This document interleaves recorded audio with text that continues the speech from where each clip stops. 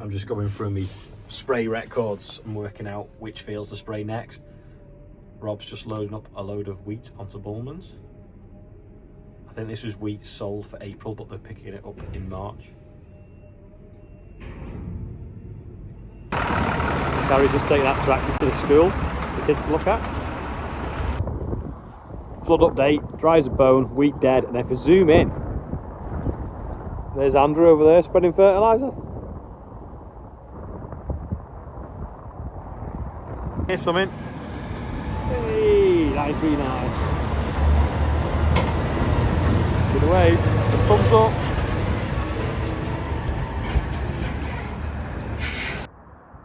Missed him. Andrew's just been spreading this field now, but I think he's just finished. Anyway, he's got a video of him spreading before. Well, there's the spreader before and what he'd written on the side.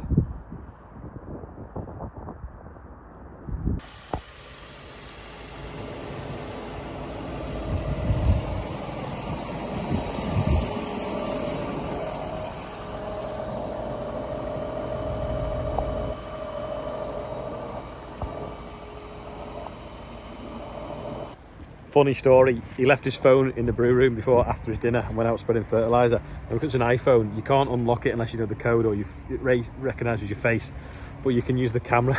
So Robin took about 700 pictures of everything he could in the brew room, all the knives and forks, just loads of random pictures. So he's had to go through and delete it all. I thought it was hilarious. In fact, there's a quiz question there. What's the funniest thing someone's done with someone else's phone? There's another random quiz question actually. What's in here?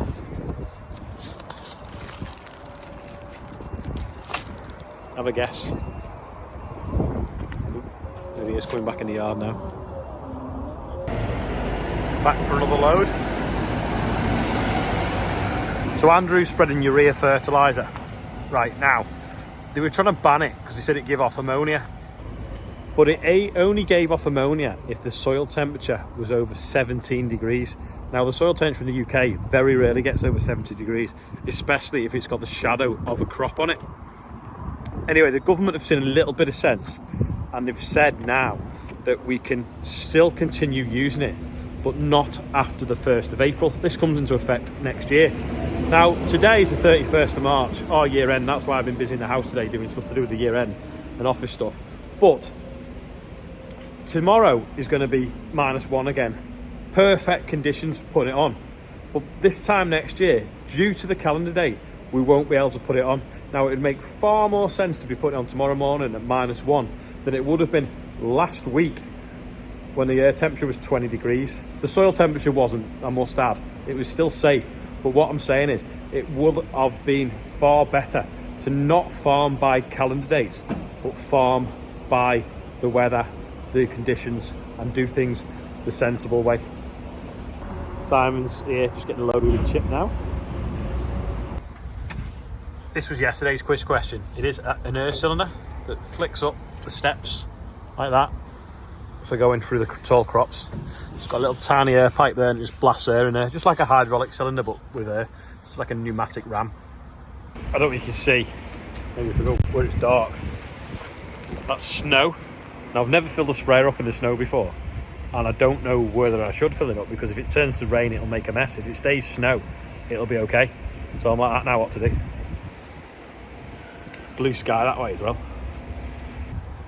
You see the snow blowing there, like waves across.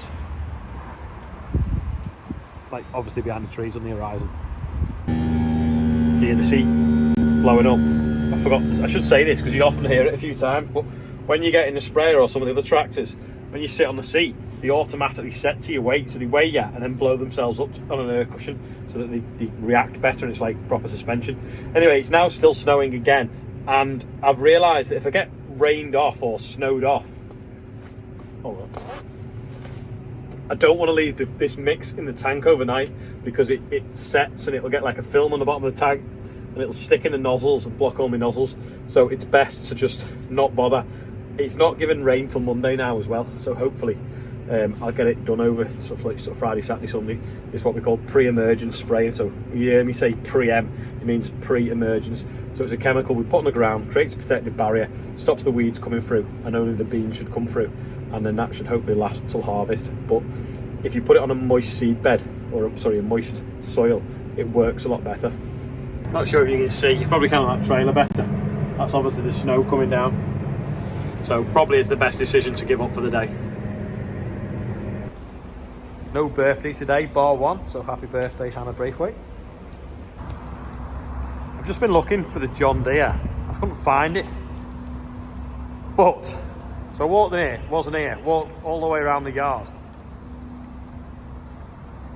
But there it is.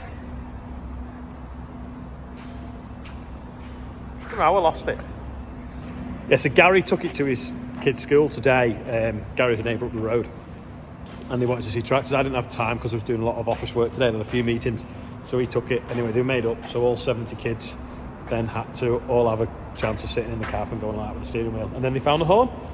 But I've took tractors to schools before now. And it's amazing. They do like lots of science lessons based on it, like counting the wheel nuts and measuring the height and measuring the wheels and measuring the width and things like that. So if anyone ever gets a chance, they should take tractors into schools because it's a good thing to do. As you know, we loaded the wagon that was all the stuff that Wilco's had kindly donated, and that went over towards Poland and is now getting broken down, getting into the Ukraine. So the wagon driver has got his phone with him, and I thought I might have had some pictures by the time I was editing today, but they're not here yet. But we'll have some pictures hopefully tomorrow of the aid arriving at its destination, and then maybe if we can find some of the people along the chain, we can get some more back and see what good it's been doing, hopefully. So we can see them yellow blankets. So if you see on the news a load of refugees with yellow ochre or ochre coloured blankets, mustard colour, then they are the ones that Wilco's kindly donated. If anyone sees this blue Valtra on a wagon, it's heading to Aberdeen. So John Watson's bought a new Valtra off Laura, so it's going from Winsford to Aberdeen, so you might see it on the motorway network. Andrew's back from spreading urea. That's urea, not your ear. It's hard to see where he's been because the snow was on the ground at the same time, so you can just see like loads of little bobbles. Chester wanted to help tonight. Oh, that was your head with the editing of the video, but he said he ran off with the phone charger. Don't forget he's got his own channel. Little sod just ran off with the checkbook. Just out of interest, has any other casting company been in touch with them? So they've been in touch with me, and then they've also been in touch with Tom and a few other people. They're looking for people to take part in a TV programme. It sounds a little bit like The Apprentice, but instead you're going to be like a politician or prime minister. In other words, could you do a better job of being a prime minister of the country? So I think it's quite funny because a few people do comment and say, oh, this should be prime minister, mainly when I'm ranting about fertilizer or cyclists or vegans. But I thought it was funny that they've contacted me, but then also they've contacted loads of people, so maybe I'm not that special. But they want to ring me tomorrow, so I'll be interested to hear what they say about that anyway. Also tomorrow we have got something coming on demonstration as well, so we'll have that over the weekend hopefully, so that should be quite exciting and quite useful, but we'll see how that goes. Anyway, thanks for today. Bit of a mismatch because I literally spent 5.5 hours in the office today, which is so boring that I wasn't going to film anything for you, but a little bit outside, never got spraying. So thanks for watching, and I'll see you all tomorrow.